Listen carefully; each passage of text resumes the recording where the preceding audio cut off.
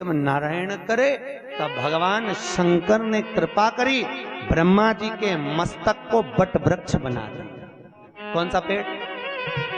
जम के बोलो। बड़का पेड़। आंवले का वृक्ष किसका प्रतीक है? लक्ष्मी का। बेलपत्री का वृक्ष किसका प्रतीक है? पार्वती का। नीम का वृक्ष किसका प्रतीक है? जगदम्बा का। किसका प्रतीक है? जगदम्बा।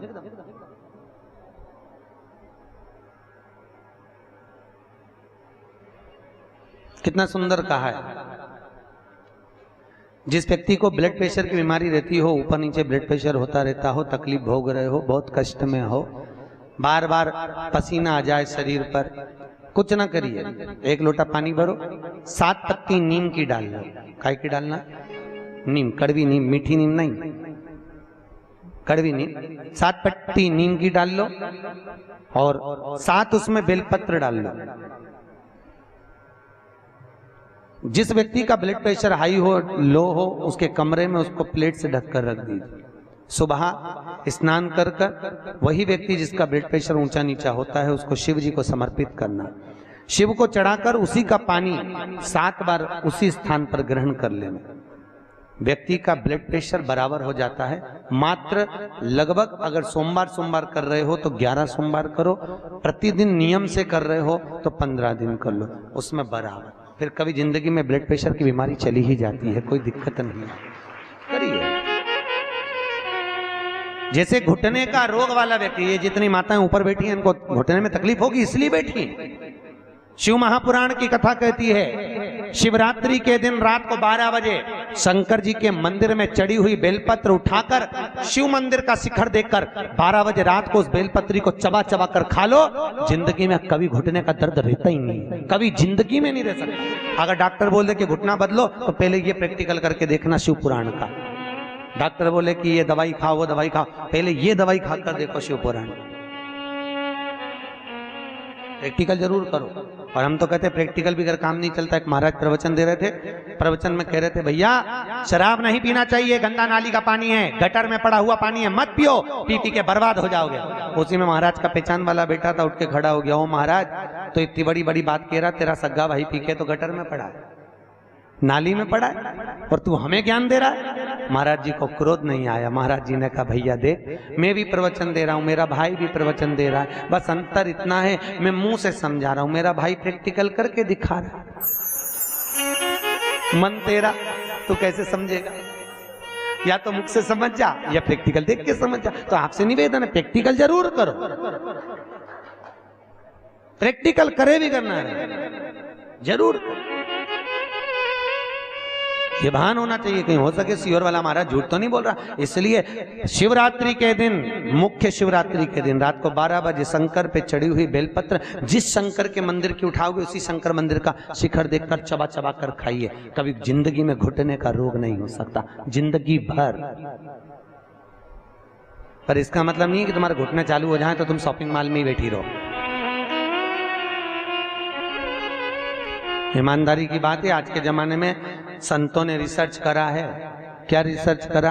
कि जितनी जितनी बूढ़ी बूढ़ी सासें हैं वो तो सब नरक जा रही हैं और बहुएं बेकुंठ जा रही हैं। तो सासों ने सोचा कि भाई हम नरक काय को जा रहे हैं, बहुएं काय को बेकुंठ? बहू तो घर में रहती है और हम तो इतनी कथा भागवत में जाए, हम तो इतनी कथा सुनते हैं, बूढ़ी बूढ़ी माताएं कहती हैं, तो हमें बेकुंठ जाना चाहिए, तो बहू क्यों बेकुंठ जा रही है, हम नरक काय को जाए? तो संतों ने रिसर्च करा कि जितनी बूढ़ी बूढ़ी माताएं कथा में जाती हैं, इन सबको घर की याद बनी रहती है। मैं फ्रिज में दूध रखी आई, ना जाने क्या कर रही होगी, क्या पता, क्या मालूम क्या कर रही होगी, छोरा आया होगा, रोटी बनाई होगी कि नहीं बनाई होगी। और जितनी घर में बहुएं रहती हैं, वो उनसे कोई भी पूछता कि मम्मी कहाँ गई? अरे सालासर भवन में शिव महापुराण की कथा चल रही है, अग्रवाल जी करा रहे हैं। अच्छा, आज कथा का दूसरा दिन है, सियोर वाला महाराज आया, उसे कथा की बात बहू कर रही, और बूढ़ी बूढ़ी अम्मा यहाँ बैठ के दूध और चाय को याद कर रहे। इसलिए भगवान ने कहा, तू नरक वो स्वर्ग जा।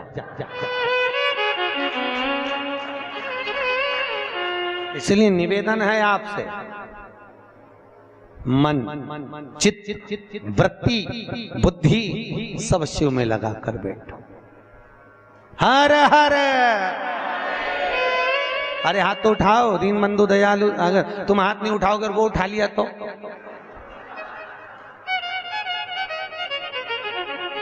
उठाओ जम के, हर हर।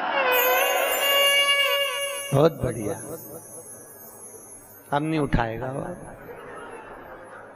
वो तो हाजिरी भरता है। पहले के जमाने में आप लोगों को तो मालूम होगा, हम तो छोटे थे जब हाजिरी भरते थे, नाम आता था ना, जैसे आप लोग नाम, टीचर नाम बोलते कर लो, यस सर, बस उसी तरह शिव पुराण में हाजिरी भरते रहो। जब जैसी हाजिरी भरोगे भगवान समझेगा झे, नहीं तो भगवान, तूने हाथ नहीं उठाया, भगवान समझे निपट गई, यमराज को भेज दिया ले जा।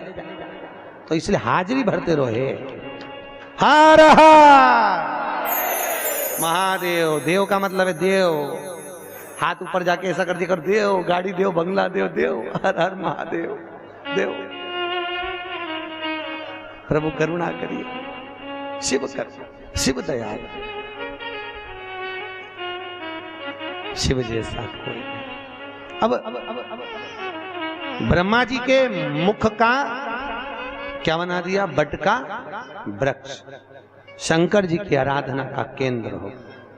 शिव जी का एक नाम पड़ गया बटकेश्वर महादेव। क्या नाम पड़ा? बटकेश्वर महादेव। बटकेश्वर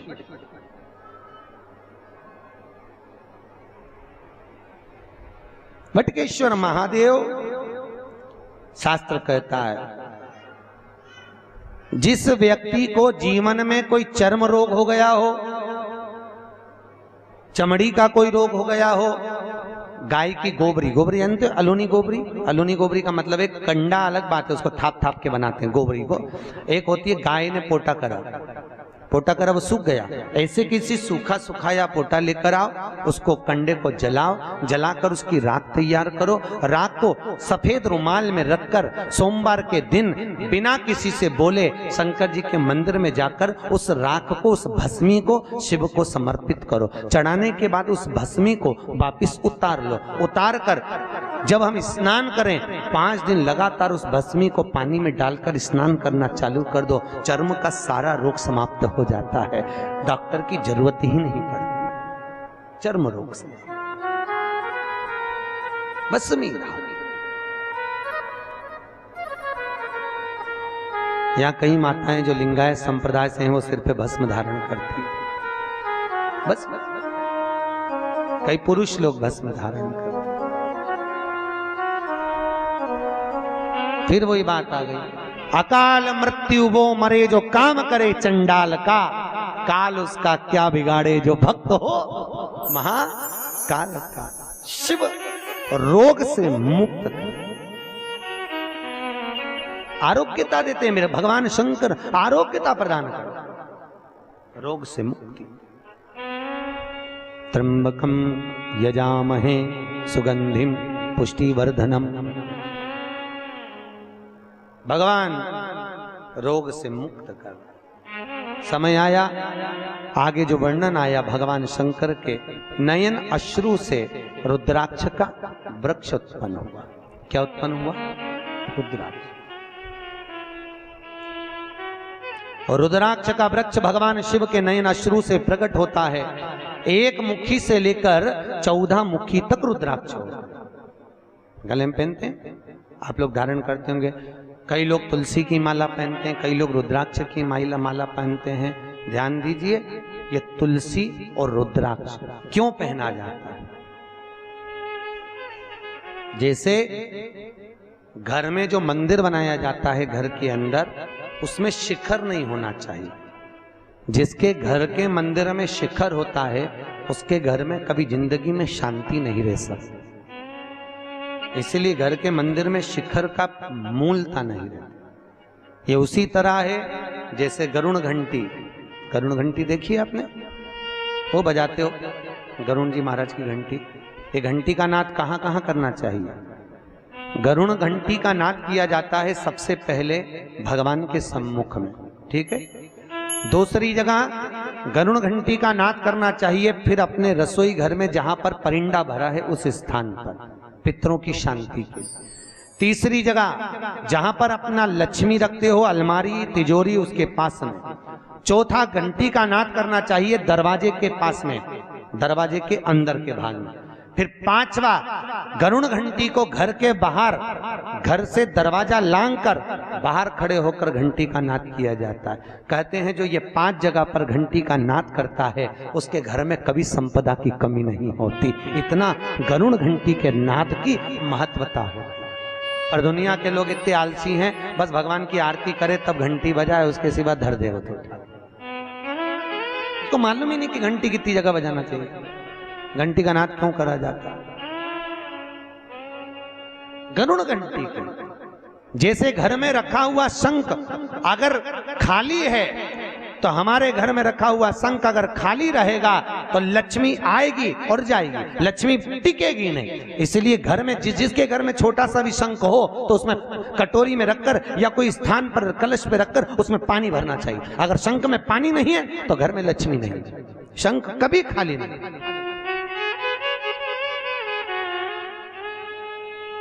33 करोड़ देवी देवता में केवल एक भगवान शंकर हैं जिनके ऊपर शंख का जल नहीं चढ़ता।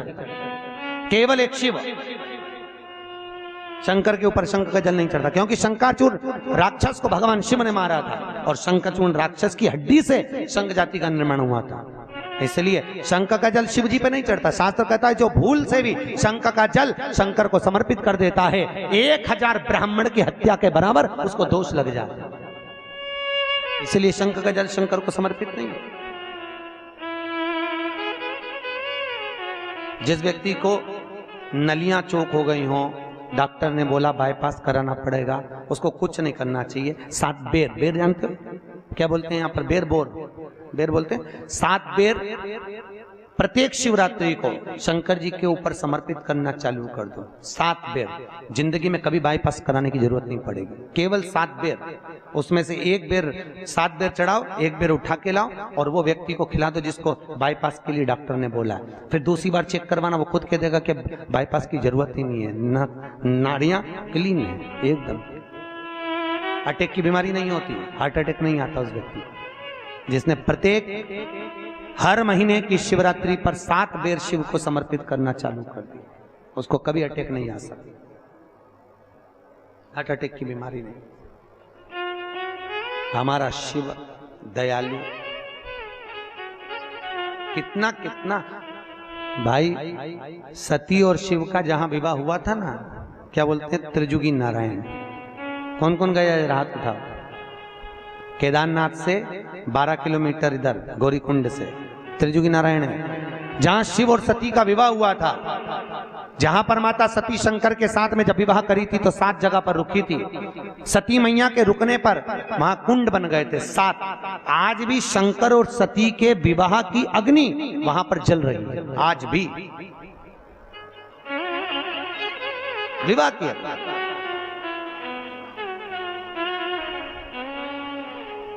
जो कैंसर का रोगी होता है, जिसको कैंसर जैसी बीमारी हो जाए, डॉक्टर भी हाथ ऊंचे कर दे, तब मेरे महादेव के त्रिजुगी नारायण का पानी दीजिए।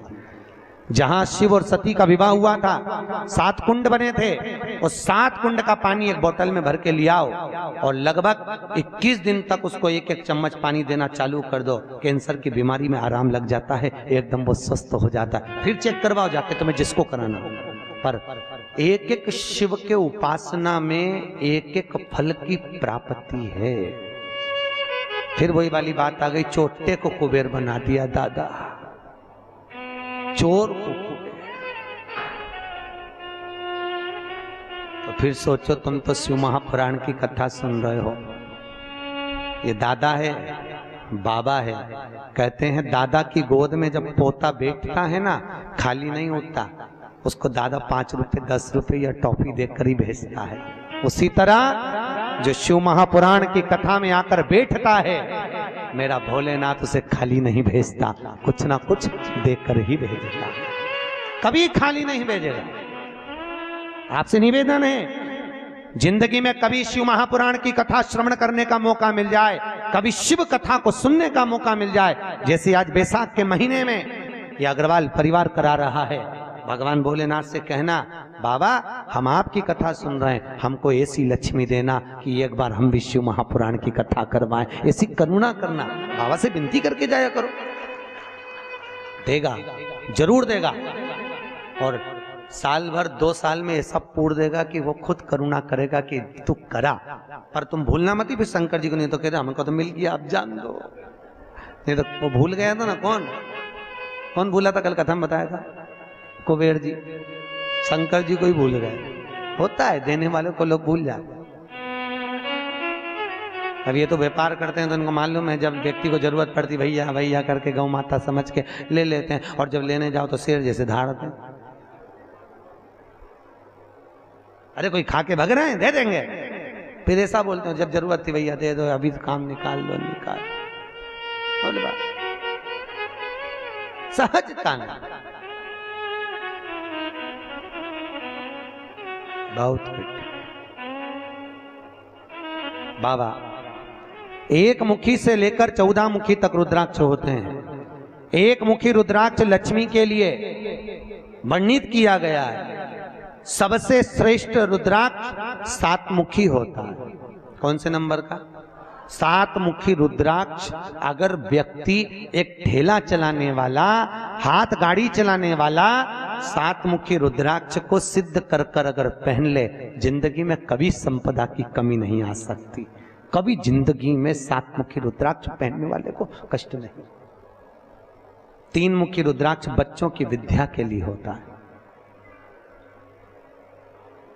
11 मुखी रुद्राक्ष ब्लड प्रेशर के लिए होता है। 11 मुखी। 5 मुखी रुद्राक्ष व्यक्ति के जीवन में जो काम अटक रहे हो, कहीं सर्विस के लिए, कहीं नौकरी के लिए, कहीं विद्या के लिए, किसी काम में जा रहे हो और हो ही नहीं रहा, 5 मुखी रुद्राक्ष का प्रमाण कहा गया। कितने मुखी? 5 मुखी। जैसे सूर्य को अर्घ देने के लिए जब नारी अगर पुरुष वर्ग सूर्य को अर्घ दे और उसका काम अटक रहा हो, तो लक्ष्मी लेने के लिए तो आपको बताया था कि मिर्ची के दाने उसमें डालना है, पर अगर कोई काम अटक रहा है उसके लिए कंकु डालकर सूर्य को अर्घ देना चाहिए। और अगर बच्चा पढ़ाई के लिए जा रहा हो, परीक्षा में पास होना है, सीए की पढ़ाई बैठ रहा हो या इंजीनियर की पढ़ाई कर रहा हो, या कोई सेमेस्टर निकालना हो, नहीं निकल रहा, तो 21 दाने पीले चंदन के करके उसको पानी के कलश में डालकर सूर्य को अर्घ दिलाकर बच्चे को परीक्षा देने भेज दो। जिंदगी में फेल नहीं हो सकता, पास होकर ही आएगा, अच्छे नंबर से होकर। तो अक्षत डालकर भेजा, अक्षत डाल, सूर्य का अर्घ भी मूलता। आज भगवान शिव की कथा कर रही है। 14 मुखी रुद्राक्ष संपदा प्रदान करने वाला है, पर जितने छोटे से छोटा रुद्राक्ष होता है उतना सुख संपदा प्रदान करता है। जितना छोटा होगा उतना सुख देगा। क्यों पहनते रुद्राक्ष? क्यों पहनते तुलसी? कहा शिव महापुराण कहती है, रोज गंगा नहाने जा सकते हो क्या? अरे बोलो तो। नर्मदा नहाने नहीं, यमुना नहाने नहीं, सरयू नहाने नहीं। प्रतिदिन व्यक्ति गृहस्थ में रहने वाला मनुष्य प्रतिदिन गंगा यमुना नहाने नहीं जा सकता।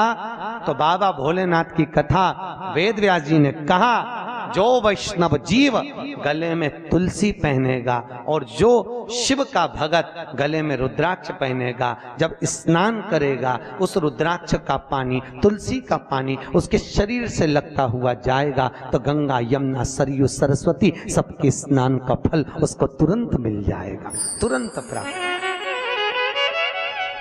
रुद्राक्ष पहनिए।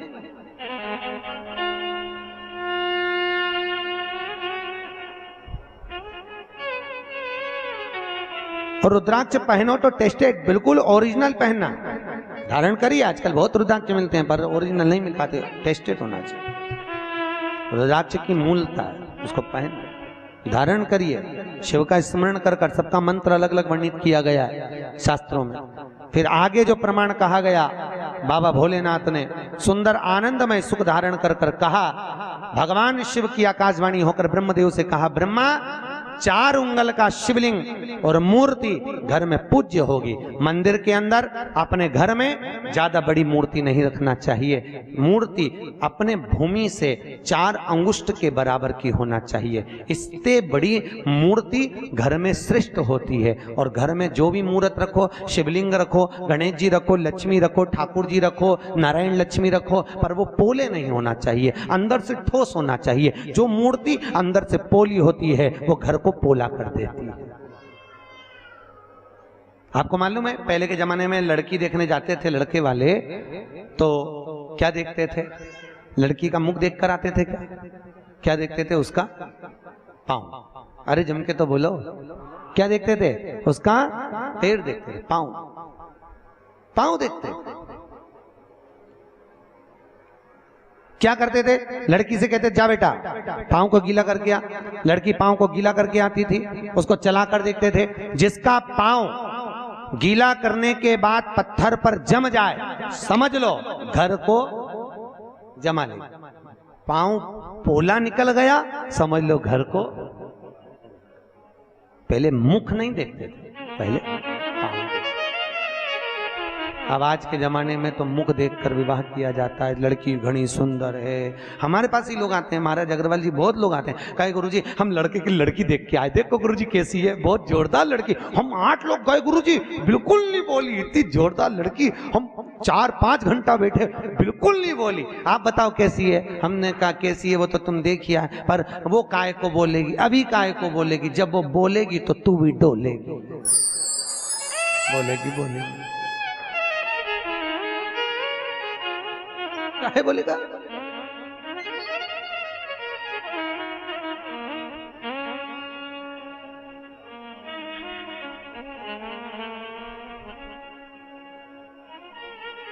भाई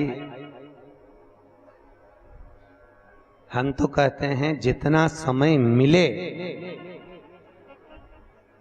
जितना समय मिले उस समय में भगवान शिव की आराधना की लीनता रहे, शिव की करुणा की लीनता रहे, भगवान शंकर की आराधना की लीनता रहे। जपो, जपते रहो और जपाओ। ओम नमः शिवाय, ओम नमः शिवाय। जपो। समय आया, भगवान शंकर के नयन अश्रु से रुद्राक्ष का पौधा हुआ। घर के अंदर रुद्राक्ष का पेड़ नहीं लगाना चाहिए, याद रखिए। काय का वृक्ष? रुद्राक्ष। और माता पार्वती के नयन अश्रु से बेलपत्री का वृक्ष उत्पन्न हुआ। काय का हुआ है? बेल का वृक्ष, बेलपत्री। जो व्यक्ति बहुत ज्यादा गरीब हो, बहुत कंगाल हो, लक्ष्मी नहीं आ रही हो, बहुत तकलीफ में हो, कर्जा बहुत ज्यादा हो, उसको कुछ नहीं करना। सोमवार की सोमवार शाम के समय बेलपत्री के पेड़ के नीचे थोड़ी सी शक्कर या गुड़ डालकर एक दिया रखकर घी की बत्ती लगाकर जलाकर जाओ, अपने आप कर्जा चूकना चालू हो जाता है। कर्जा नहीं रहता। क्यों?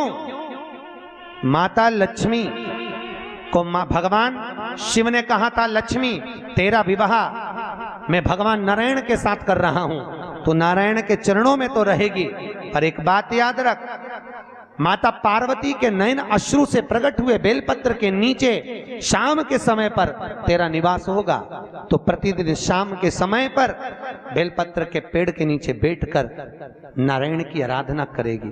जो तेरे नाम का दिया बेलपत्र के पेड़ के नीचे लगाएगा, उसका घर संपदा से भर जाएगा। आज भी कहते हैं दीपावली के दिन रात्रि के 8 बजे से 9 बजे के बीच में पीपल के पेड़ के नीचे जो घी का दिया और सरसों के तेल का दिया लगाता है, उसके यहाँ संपदा की कमी नहीं आती। उसी तरह बेलपत्री के पेड़ के नीचे सोमवार की सोमवार शाम के समय दिया लगाने पर हमारे घर में कितना भी कर्जा हो सब चूक जाए। कर्जा चूकता है। भगवान शिव की आराधना। किसी पुराण के अंतर्गत 18 पुराण 6 शास्त्र में कहीं पर ऐसे टोट के नहीं लिखे। पर शिव महापुराण में शंकर जी की कथा में वेदव्यास जी ने सारे टोट के लिख दिए, सब कुछ लिखा। क्यों लिखा?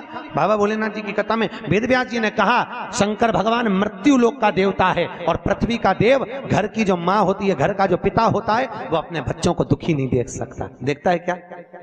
उसका मुंह उतरा दिखेगा तो बाप भी कह देगा ले मेरे पास से ले जा, थोड़ा बहुत जा कर ले काम। काय को मुंह उतार के बैठा, ले जा। उसी तरह भोलेनाथ मृत्यु लोक का देव महादेव है।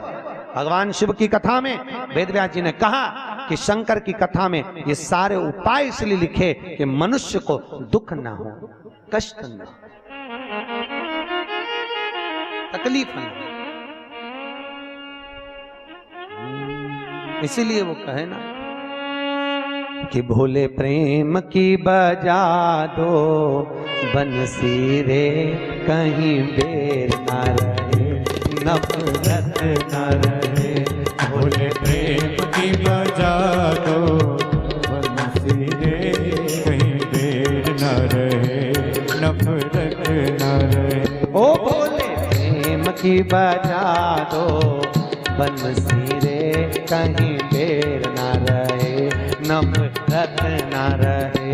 भोले प्रेम की बजा दो बंसी रे, कहीं बेर ना रहे, नफरत ना रहे। दोनों हाथों से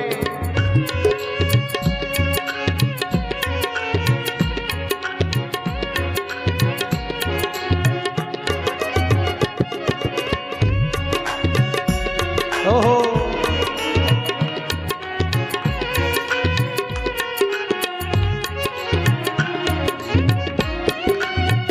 ताली सेवा देते हुए जो हो।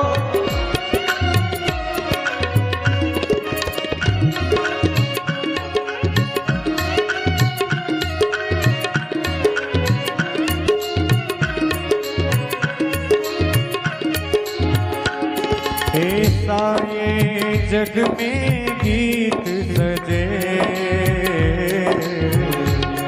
मिलवर तन का संगीत सजे, निर्मल तन का संगीत सजे। ऐसा ये जग में गीत सजे, मिलवर तन का संगीत बजे, निर्मल तन का संगीत बजे। हरे वाणी हो, हरे वाणी हो मधुर सुरीली रे, कहीं बेर ना रहे, नफरत ना रहे। ओ भोले प्रेम से बजा दो डमरू रे, कहीं बेर ना रहे, नफरत ना रहे। भोले प्रेम का बजा दो डमरू रे, कहीं बेर ना रहे, नफरत ना रहे।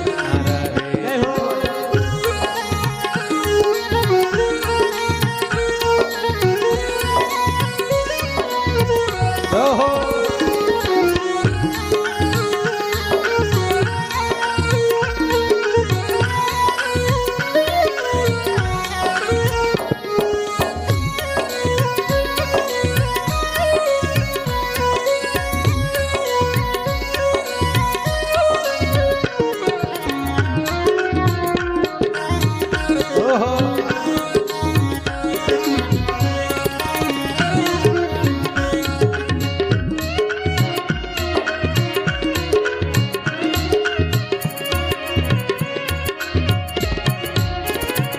लगे हर नर नारायण जैसा, कर दे तू कुछ जादू ऐसा, कर दे तू कुछ जादू ऐसा। ओ लगे हर नर नारायण जैसा, कर दे तू कुछ जादू ऐसा, कर दे तू कुछ जादू ऐसा। देवों की लगे यह नगरी रे, कहीं देर न रहे, नफरत न रहे। ओ भोले प्रेम से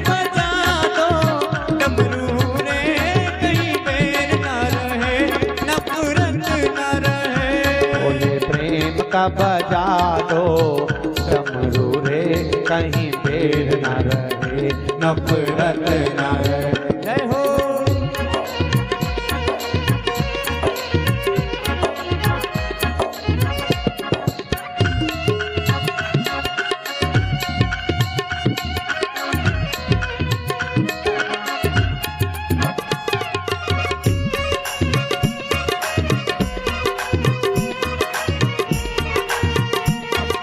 जय हो।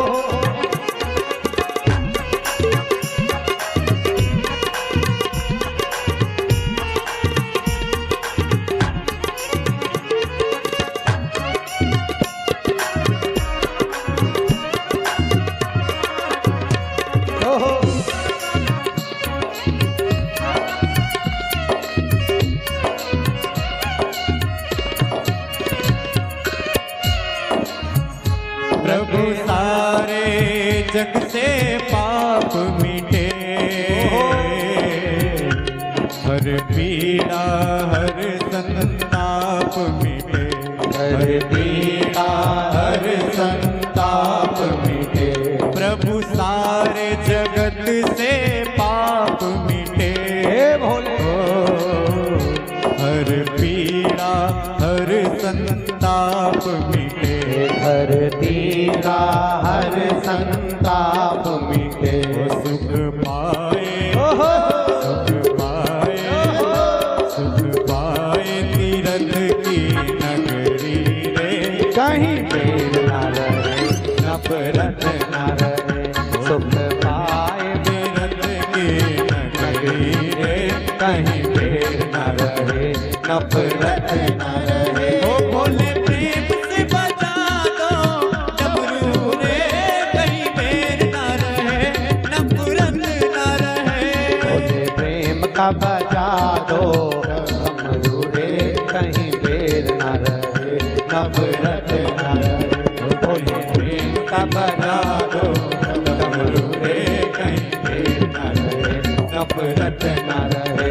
भोले बजा दो डमरू रे, कहीं देर न रहे, नफरत न रहे, कहीं देर न रहे, नफरत न रहे, कहीं देर न रहे, नफरत न हर हर रहे।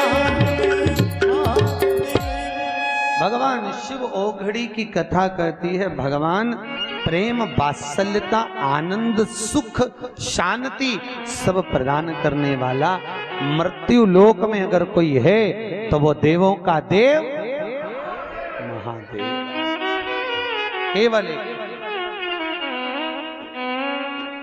शिव जैसा। भगवान भोलेनाथ ने देख लिया अब सब दूर की लीला का आनंद है। बुलाया ब्रह्मा जी को। ब्रह्मदेव, भगवान शंकर बोले सृष्टि की रचना आरंभ पर करिए। ब्रह्मा जी बोले सृष्टि की रचना में करना क्या ये बताओ। तो क्या नर और नारी बना दो, पृथ्वी को बढ़ाना।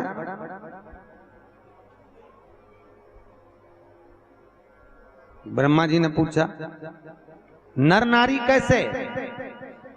तो भगवान शंकर बोले भैया देखो, पुरुष और स्त्री दोनों को बनाई।